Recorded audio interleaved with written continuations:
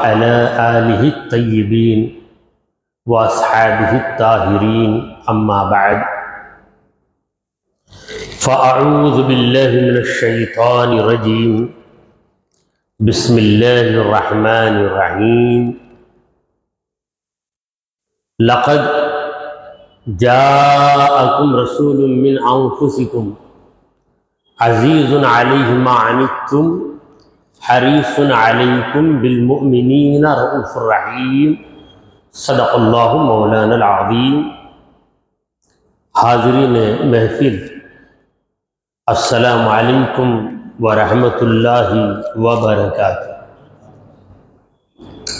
اللہ رب العزت جل وعلا کا ہم پر بے پناہ کرم ہے کہ اس نے ہمیں آقائے نامدار احمد مختار مدنی تاجدار دونوں جہاں کے سردار حضرت محمد مصطفیٰ رسول خدا صلی اللہ تعالی علیہ وآلہ وسلم کی بابرکت امت میں پیدا فرمائے۔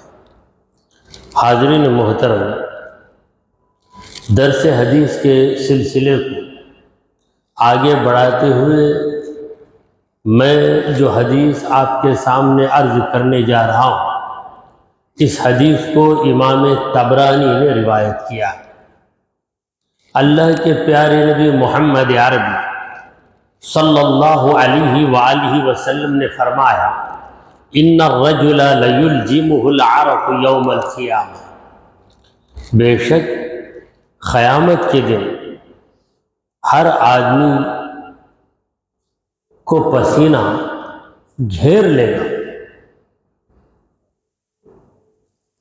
اتنا گھیر لے گا، فیقول، تو یہ بندہ عرض کرے گا، یا ربی، اے میرے پروردگار، ارحنی ولو الی النار، مجھے پسینے کی تکلیف سے راحت دے، اگرچہ کہ جہنم میں جا کر راحت ملے تو مجھے جہنم ہی میں بھیج دے۔ اس حدیث پاک کی وضاحت یوں ہے کہ اللہ کے پیارے حبیب محمد عربی صلی اللہ علیہ وآلہ وسلم سمجھا رہے ہیں کہ میدان محشر میں جو تکلیفیں ہوئیں گی ان میں ایک تکلیف پسینے کی تکلیف ہے۔ پسینہ اسے عربی میں کہتے ہیں عرق۔ پسینہ گھیر لے گا، یعنی انسان کو پھنسا دے گا، کیونکہ سرکار دو عالم صلی اللہ علیہ وسلم نے الجام کا لفظ الجم الجامن گھوڑے کی لگام کے پکڑنے کو کہتے ہیں۔ جب گھوڑے کی لگام ہم پکڑ لیتے ہیں تو گھوڑا ہمارے قبضے میں آ جاتا ہے۔ گھوڑے کو کیسے قبضے میں کریں گے آپ؟ بس اس کی لگام آپ اپنے ہاتھ میں رکھیں۔ اسی طرح یہ جو پسینہ ہے، یہ پسینہ آدمی کو پھنسا دے گا، پسینے کی وجہ سے اسے کچھ سمجھ میں نہیں آئے، اتنی تکلیف ہوگی کہ یہ بندہ اللہ سے عرض کرے گا کہ اے اللہ، مجھے جلدی چھٹکارا دے دے اس پسینے کی پریشانی سے۔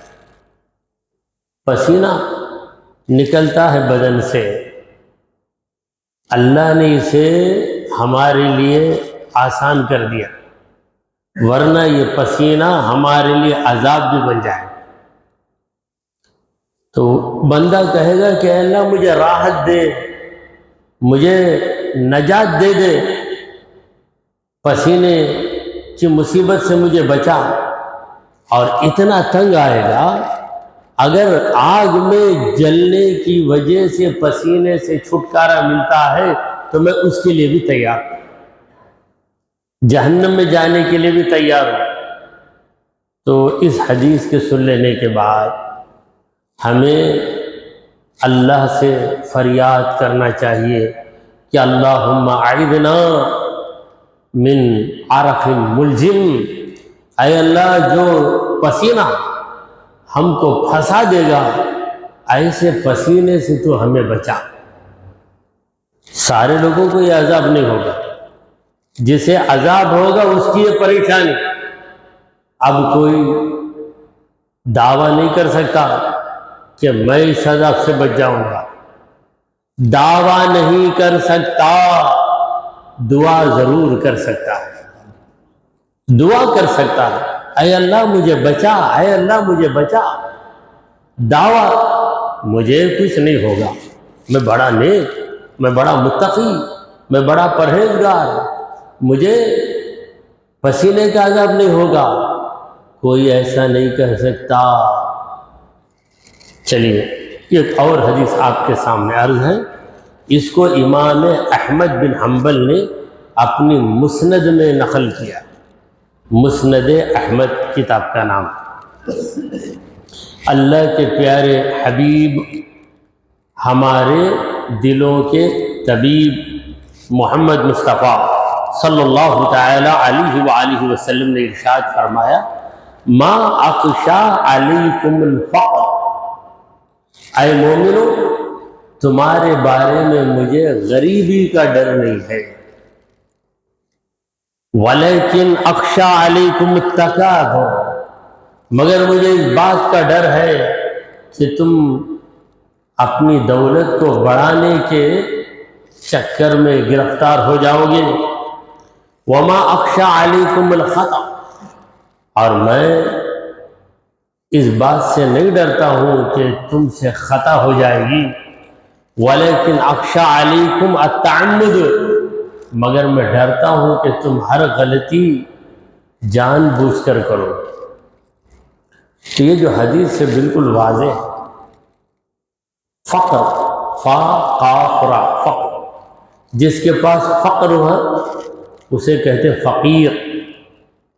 ہم اردو میں فقیر کئی معانی میں استعمال کر لیتے ہیں، مگر فقیر کا جو معنی عربی زبان میں ہے وہ محتاج کو کہتے ہیں، ضرورت مند، محتاج، غریب آدمی۔ مسلمان غریب ہے، غریب ہے، یہی افسوس اکثر لوگ کرتے ہیں۔ کیا وہ قوم والے مالدار ہیں، عمارت پہ عمارت بنا رہے ہیں، وہ قوم والے بڑے بڑے عہدوں پر ہیں، لیکن مسلمان قوم غریب ہے، غریب ہے۔ حضور کہتے ہیں تم غریب رہو، غریب رہو، ایمان تمہارا سلامت رہے، کوئی پریشانی نہیں۔ تم غریب بن جاؤ گے، مجھے ڈر ہی نہیں۔ آج ہم ہمارے بچے کے بارے میں یہ سوچیں، کل میرا بچہ کیا ہوگا، غریب ہوگا تو کیا ہوگا، غریب ہوا تو کیا آدمی نہیں ہوتا۔ زندگی ہے، گزر ہی جاتی ہے، امیر کی زندگی بھی گزرتی ہے، غریب کی زندگی بھی گزرتی ہے۔ کبھی امیر کو اس کی دولت کی وجہ سے پریشانی آ جاتی ہے اور غریب ان پریشانیوں سے بچ جاتا ہے۔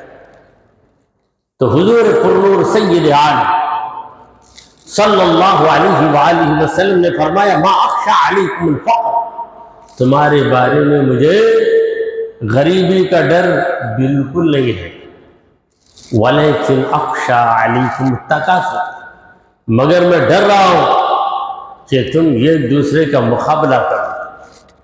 کس چیز میں مقابلہ کرو گے؟ کثرت میں۔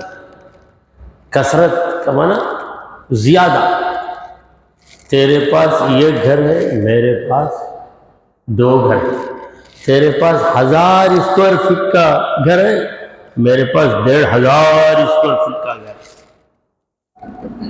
تیرا بزنس کیا ہے، اس کا ٹرن اوور 25 لاکھ، میرا ٹرن اوور 50 لاکھ۔ تو یہ تکاثر، قرآن مجید میں تکاثر کے نام سے ایک سورہ، الہاکم التکاثر، الہاکم، تم کو غافل بنا دیا۔ کس چیز نے غافل بنایا؟ التکاثر، بڑھنے کی چکر میں اس سے بڑھ کر مالدار بنوں گا، میں اس سے بڑھ کر سرمایہ دار بنوں گا، میری پراپرٹی زیادہ رہے گی، میرا اکاؤنٹ بیلنس زیادہ رہے۔ کوئی کرائے کے گھر میں ہے تو سوچتا کہ مجھے خاص گھر مل جائے خدا کا کرم ہو تو مل جائے، اگر نہ ملے تو اتنا غم کرنے کی بھی ضرورت نہیں۔ دنیا کا غم، ہمارے غوث پاک رضی اللہ تعالیٰ عنہ دنیا کے غم کے بارے میں کہتے ہیں، غم دنیا مخور، دنیا کا غم مت کھا کہ غم بےہودہ، غم دنیا مخور کے غم بےہودہ، یہ بیکار غم۔ ایک شخص غم کھایا، ناخن بڑھ گئے، ناخن کاٹ دیا، میرا ناخن جھڑ گیا نہ روتا ہے سارا دن۔ کیوں بے روتا؟ میرا ناخن میں ہی کاٹ لیا، گر گیا۔ یہ بیکار چیز ہے، نکل گئی تو کیا ہے؟ میرا میل نکل گیا نہ رویا تو کیا فائدہ؟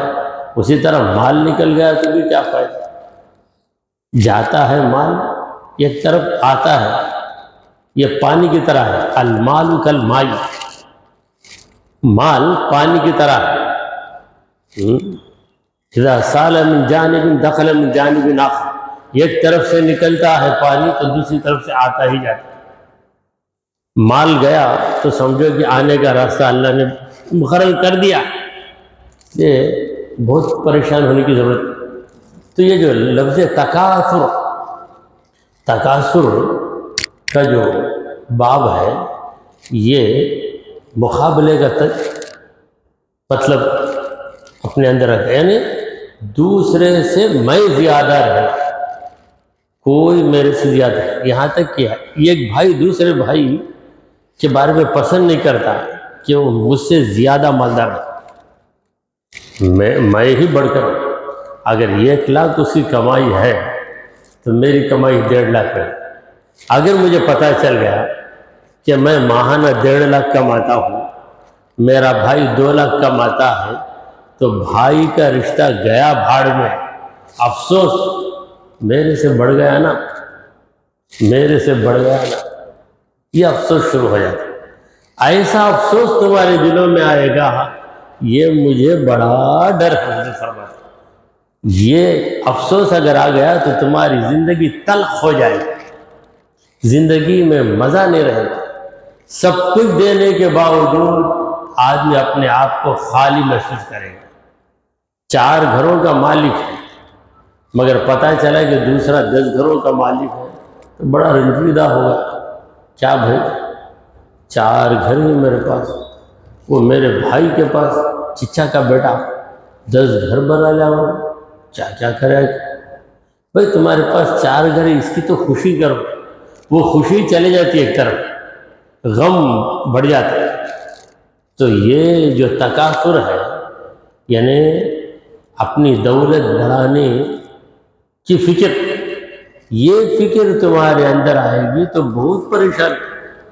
پہلے تو تمہارا دماغ خراب ہو جائے گا، دل سے سکون نکل جائے گا، پھر شیطان تم پر حاوی ہو جائے گا کہ دولت بڑھانا ہے، حلال اور حرام کی تمیز کو چھوڑ، ہر آیت در گھسیٹ، عام باشد یا کبیٹ، جو بھی آیا کھینچ لے، عام رہا بھی تو کھینچ لے، کسی پرندے کی بیٹ ہو وہ بھی کھینچ لے۔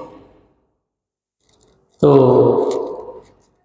بہرحال یہ زیادہ مجھے مل جائے، اس چکر میں انسان جب دیکھتا ہے کہ حلال طریقے سے کم آتا ہے، حرام طریقے سے زیادہ آتا ہے، تو زیادہ کی تمنا رکھنے والا حرام طریقوں کو اپنا لیتا ہے اور حلال طریقوں کو چھوڑ دیتا ہے۔ سرکار دو عالم صلی اللہ علیہ وسلم کا اندیشہ، حضور کا اندیشہ بھی ہے، حضور کی دور اندیشی بھی ہے کہ میری امت کہاں جا کر ٹھوکر کھائے گی، غریبی آئے گی تو کبھی بھوکا رہے گا میرا امتی، کبھی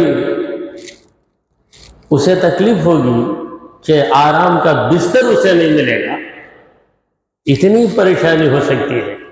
مگر یہ مصیبت آ گئی، زیادہ مل جانا تو نہ جیے چین نہ مرے چین، وہ حالت ہو جائے گی۔ اس لیے حضور نے فرمایا کہ ولیکن اخشا، میں ڈر رہا ہوں علیکم تمہارے بارے میں التکاثر، کہ تمہارے دلوں کے اندر زیادہ دولت حاصل کرنے کی تمنا ہو جائے۔ پھر سرکار دو عالم صلی اللہ علیہ وآلہ وسلم نے فرمایا وما اخشى علیکم الخطأ، تم خطا کر دو گے، تم سے غلطی ہو جائے گی، تم سے بھول ہو جائے گی، یہ مجھے ڈر نہیں ہے، کیونکہ ہر انسان سے خطا ہوتی ہے۔ بشر خطا کے لیے ہے، خطا بشر کے لیے، کل بنی آدم خطاؤن، نبی کریم صلی اللہ علیہ وسلم نے فرمایا کہ جتنے انسان بنو آدم علیہ السلام کے بیٹے، ہم سب کے سب آدم علیہ السلام کے بیٹے، سب خطا کار، وخیر الخطائین التوابون، ان خطا کرنے والوں میں بہتر وہ لوگ ہیں جو توبہ کر لیتے ہیں۔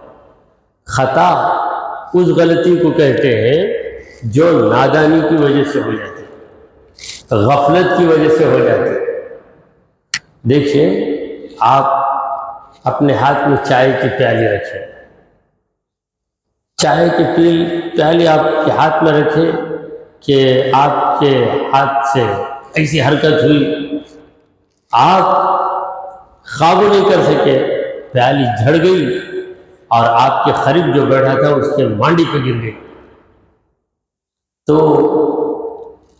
آپ کو بڑا افسوس ہوگا، اور سامنے والا بھی کہے گا کہ بھائی آپ تو جان بوجھ کر نہیں کیا، آپ ہاتھ میں پکڑے پھسل گیا، پیالہ پھسل گیا۔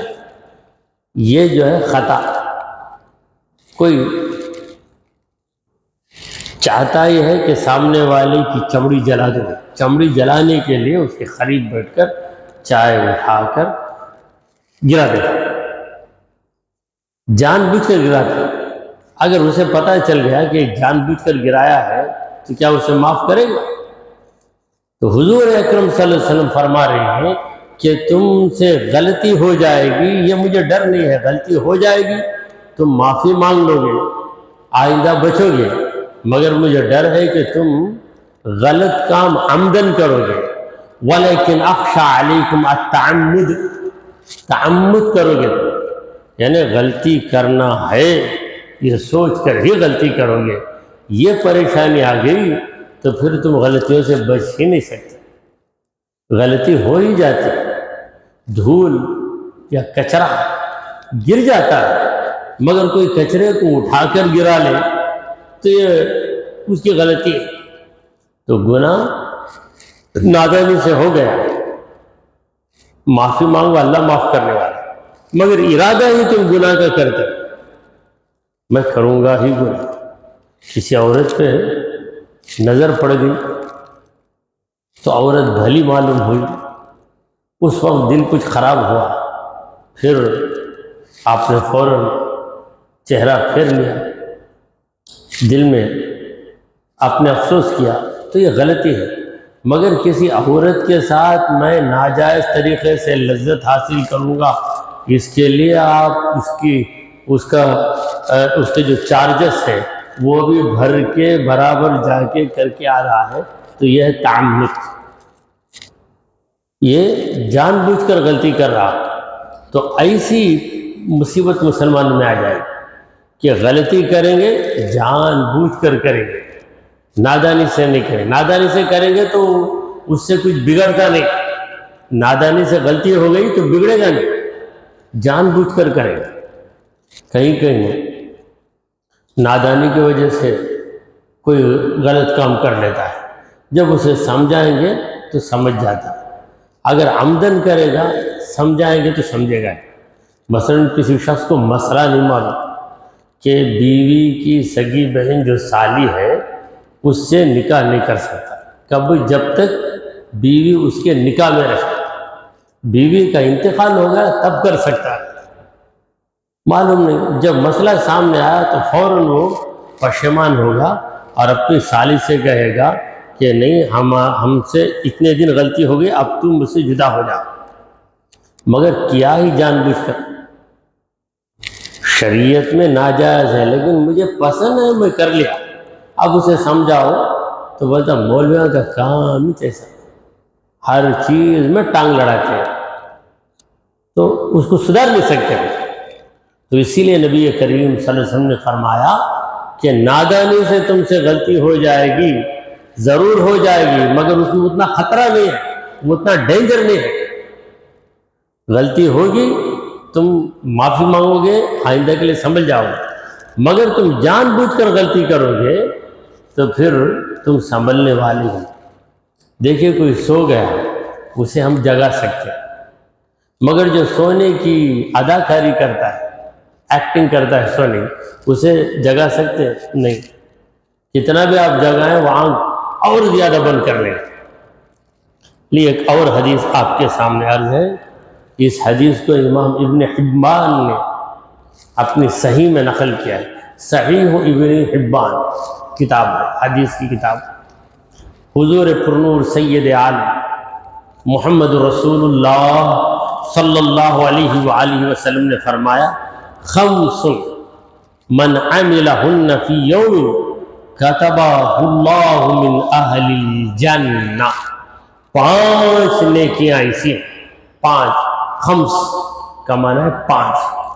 من عملہن، جو ان 5 نیکیوں پر عمل کرے گا یا 5 نیکیوں کو اپنا لے گا، فی یوم، کسی بھی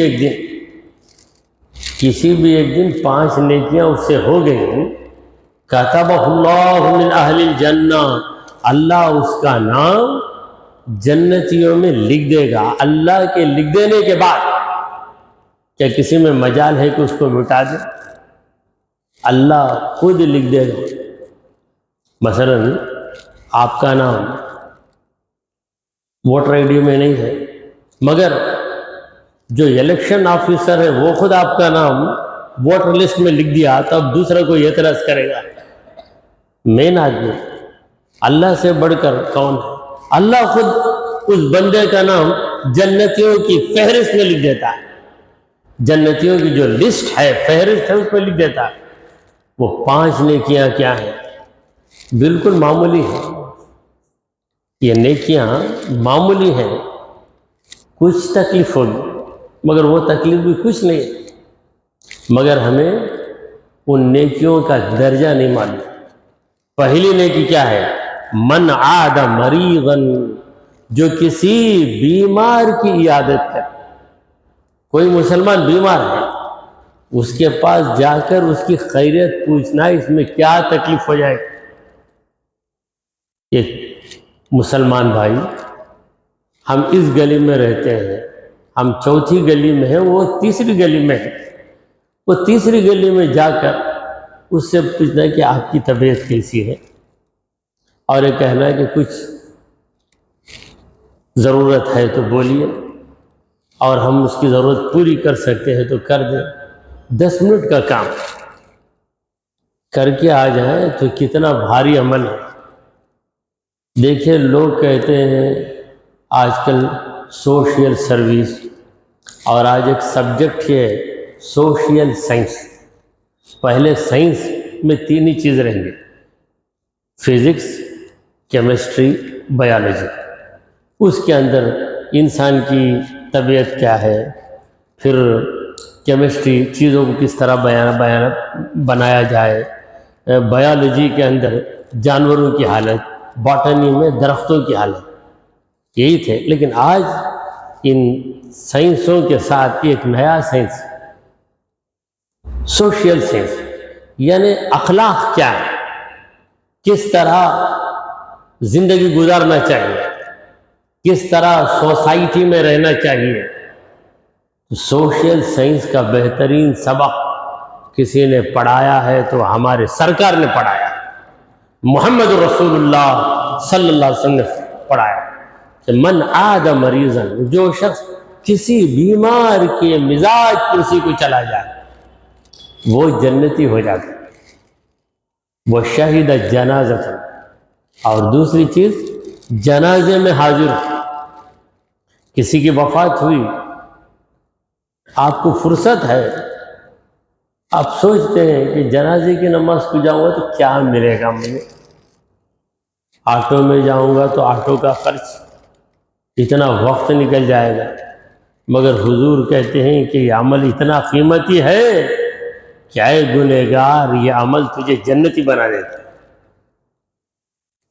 شہید جنازہ، جنازے میں حاضر ہو، جنازے کی نماز میں حاضر ہوا تو اس سے ایک کیفیت پیدا ہو جاتی ہے۔ پہلے تو ہمارے دلوں میں آخرت کا خیال آ جاتا ہے، پھر مرحوم کا بیٹا یا اس کا بھائی وہ دیکھے گا تو اس کے دل کو باپ کی موت کے غم کے ساتھ یہ خوشی بھی آئے گی کہ میرے باپ کے جنازے میں یہ صاحب حاضر ہوگا، خوشی ہو جائے گی، غم بھی اپنی جگہ برقرار، غم کے ساتھ یہ خوشی، نہیں تو ڈبل غم ہو جائے گا۔ ایک تو باپ کی موت کا غم، میرے باپ کا دوست، میرے باپ کا ساتھی تھا مگر جنازے میں حاضر نہیں ہوا، مجبوری الگ بات ہے۔ تو دو باتیں، دونوں کا تعلق عبادت سے نہیں ہے، انسانی تعلق ہی سے۔ اسلام ہمیں مسلمان تو بناتا ہے مگر اس سے پہلے ہمیں انسان بناتا ہے، ایک انسان کیسے رہنا چاہیے۔ تو پہلی بات کیا ہے؟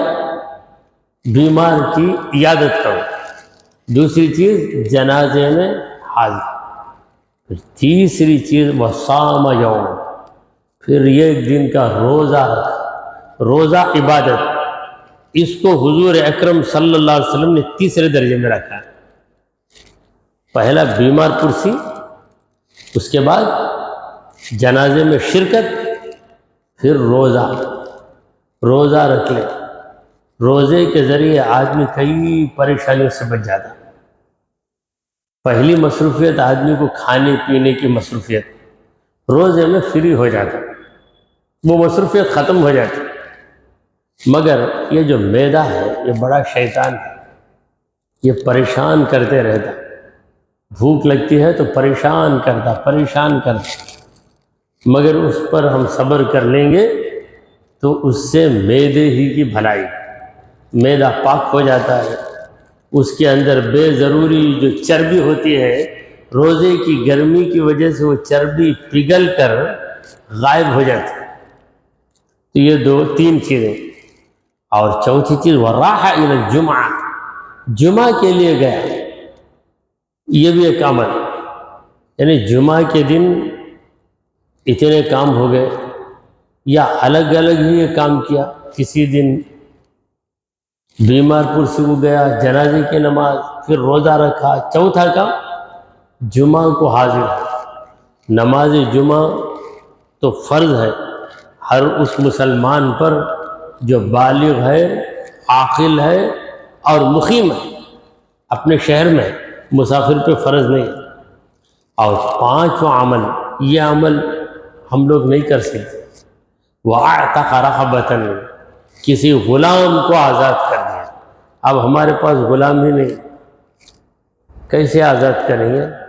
جب موقع تھا حضور اکرم صلی اللہ علیہ وسلم نے کہا، اب ہمارے پاس وہ حیثیت نہیں ہے، کوئی غلام نہیں ہے ہمارا کیا کسی کے پاس کوئی غلام بھی نہیں، مگر دل میں آرزو کر سکتے اگر کوئی میرا غلام ہو گیا، یعنی اللہ نے مجھے یہ شرف دیا کہ کوئی غلام بن کر میرے پاس آ گیا تو میں اس غلام کو اللہ کے لیے آزاد کروں گا، یہ ارادہ دل میں رکھ سکتا ہے۔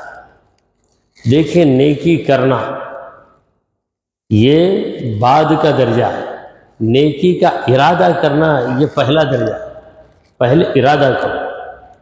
چلیے انہی حدیثوں پر آج اتفاق کرتے ہوئے بارگاہ خداوندی میں دعا کیجئے کہ پروردگارا، ہم نے جو کچھ کہا اور سنا اسے قبول فرما لے۔ اے اللہ، ہمارے گناہوں کو معاف فرما، ہماری خطاؤں کو درگزر کر دے۔ اے رب العالمین، تیرے پیارے محبوب کی پیاری پیاری حدیثوں سے ہمیں جو سبق ملا ہے، اے مولا اس سبق پر ہمیں عمل کرنے کی توفیق عطا فرما.